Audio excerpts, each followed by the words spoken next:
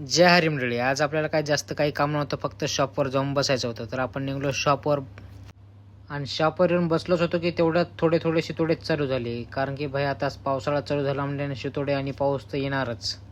आणि जास्त काय पाणी नव्हतं, फक्त एकच ढग होता आणि बाकीचं पलीकडं तो उघडच होतं. तुम्हीच बघू शकता.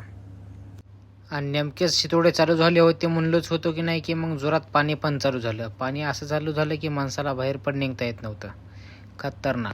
आणि ज्या दिवशी आपल्याला काहीच काम नसते त्या दिवशी आपल्याला एकमेव महत्त्वाचं काम असते, ते म्हणजे पोहायला जायचं. मग काय आपण गाडी काढीन 150च्या स्पीडनं आपण चाललो नदीवर पोहायसाठी.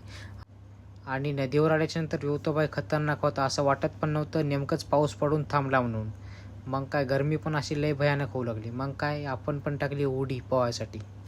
आणि व्लॉग घ्यायचा म्हणलं की असा मोबाईल सोबतच घेऊन जावं लागते. मग काय डायरेक्ट टाकली आपण पोहायसाठी उडी आणि उलटा पोहू लागलो पाहिजे. हे असं स्किल कोणाकडेच नाही. आपल्याला काय जास्त पोहता येत नाही, पण जमते ते जमते थोडंफार लगे. मग काय पोहण्याचा पण छान लगे आपण आस्वाद पण घेतला.